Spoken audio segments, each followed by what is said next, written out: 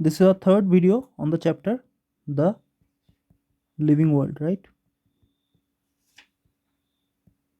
Now, in this third video, we are going to discuss some important terms. We are going to discuss some important terms. First important term that we are going to see here is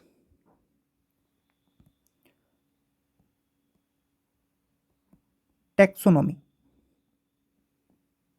First important term that we are going to see is taxonomy. What does taxonomy mean? Before understanding what does taxonomy mean, who given this term? This term was given by a scientist named Candolle. This term was given by Candolle. What does taxonomy means?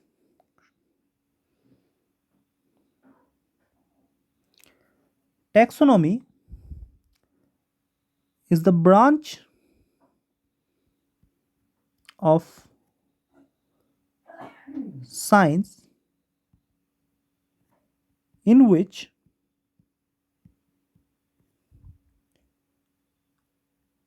we discuss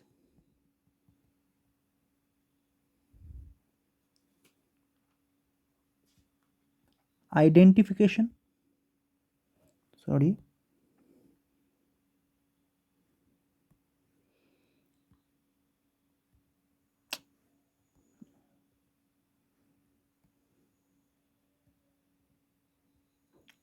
identification,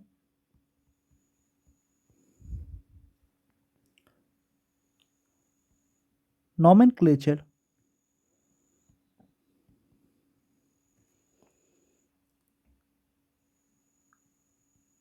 classification,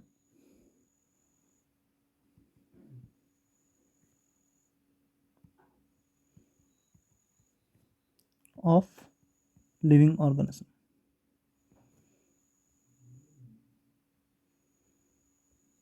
So it is a branch of the science in which we discuss identification, nomenclature, and classification of living organisms. Okay. Now, as we have understood the definition of taxonomy, we need to also understood that what does this classification means and how we do it. How we do it?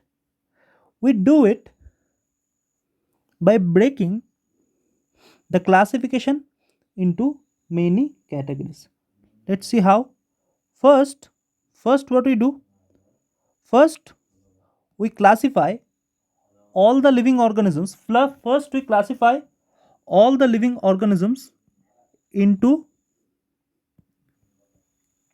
kingdoms, right? First, we classify all the living organisms into kingdoms. We know that there are 5 kingdoms we have studied in the lower classes. 5 kingdom classification. It was given by R.H. Whitaker. All this we have studied. Then what we do? Then we classify all the kingdoms into phylum. After that, what you do? Then you classify all the phylums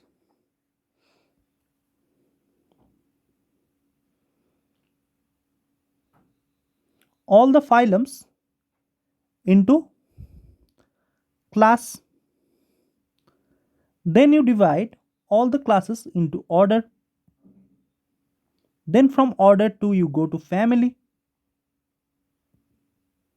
Then from family you go to genus. Then from genus you go to order.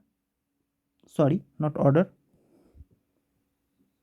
Then from genus you go to species, right? This we have also seen in lower classes. This is called as taxonomical hierarchy. So to classify living organisms, we use this taxonomical category or taxonomical hierarchy. And in exam, question will come on the sequence of this hierarchy. So you have to keep in mind this sequence. You have to follow the same sequence that is given here. After kingdom you have phylum, then class. After kingdom you have phylum, then class, then order, then family, then genus, then species. So to remember this, you can use a simple sentence, that is keep pots clean, or family get sick. If you can remember this sentence, it will help you to remember this. Look, keep means kingdom, pot means phylum, clean class or order, family get genus, and sick is species. So it will help you to remember the same order. And this, each step of this category, each step of this category, suppose class, suppose we are talking about a certain class, suppose mammalia or the mammals, all the mammals, each step is called as taxon. Each step of this classification is called as taxon. Suppose we take a genus, suppose we take genus Panthera, that is also a taxon. Each step of this hierarchy is called as taxon. And when we study evaluate how this from in one taxon, how they evolve from each other, that is called as systematics. That is called as systematics. So systematic means what?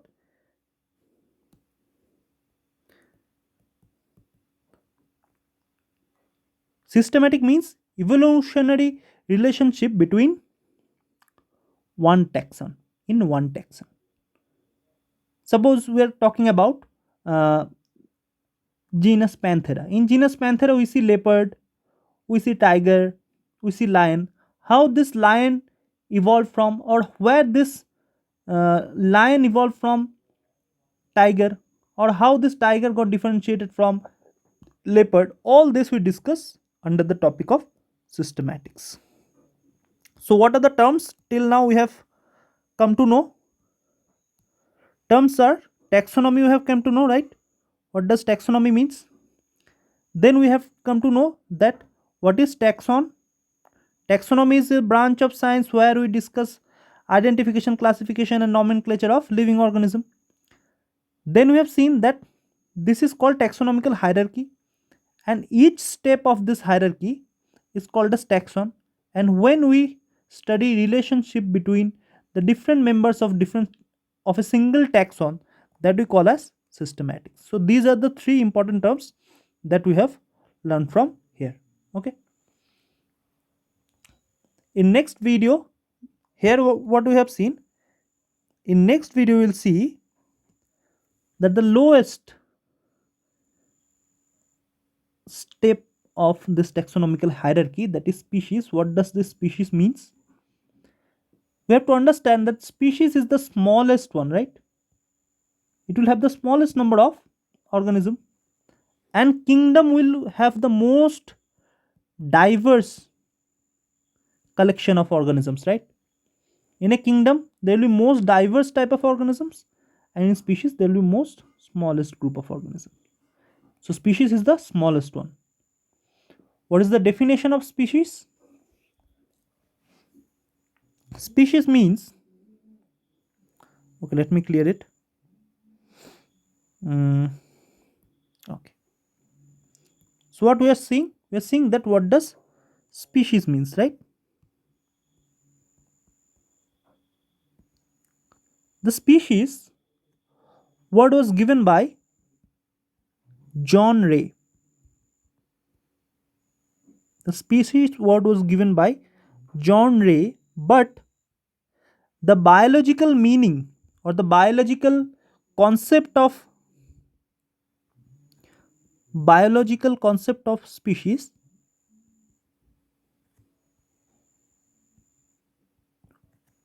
was given by Ernest Mayr. Ernest Mayr. So he gave us the biological concept of species. Now what does the biological concept of species says? Biological concept of species says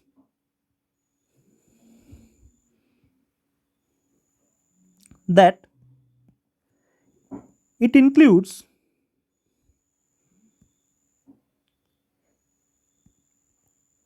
it includes a group of closely related organisms which can interbreed in nature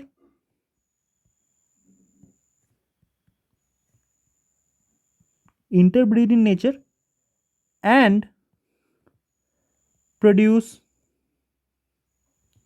fertile offsprings. This is the definition of species which was given by Ernest Mayr. What does this definition says? This definition says this definition says it includes a group of closely related organisms.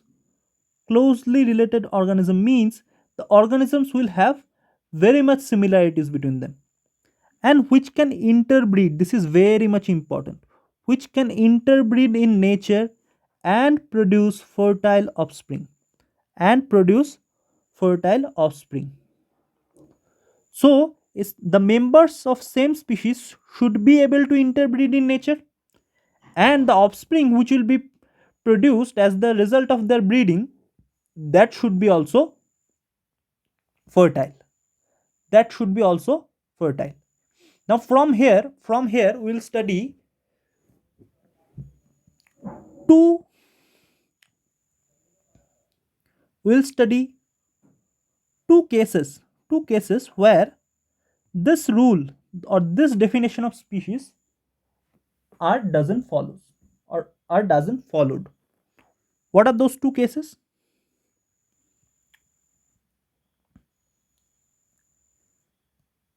First what we'll see now. First we'll see that how in nature members of two different species interbreed. First we are seeing the exception of this statement. How in nature the members of two different species they interbreed. So we are seeing first this one. Okay, let's number this one as 1. First we are seeing 1. How in nature the members of two different species they interbreed. This should not happen according to the definition, but this is exception. How does this happen? Two examples we will take off. One is mule and other one is hinny. One is mule and other one is hinny. What happens in case of mule and hinny? Mule is the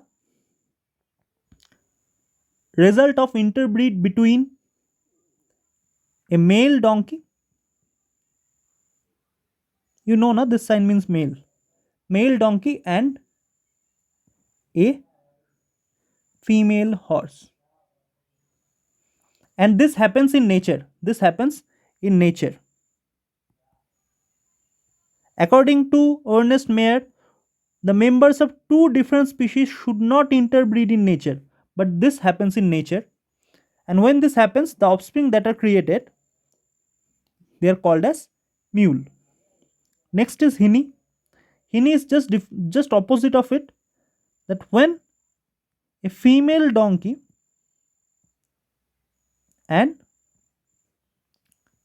a male horse interbreeds, the offspring that is formed, that is called as hinny. Both of them are infertile. Both of them are infertile. But though they be infertile, but according to Ernest Mayr, this should not happen in nature. But this is taking place in nature, right? That's why this is one exception.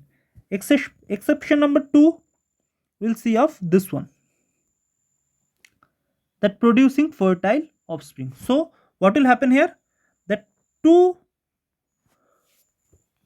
organisms of different species, they will reproduce with each other and they will produce fertile offspring.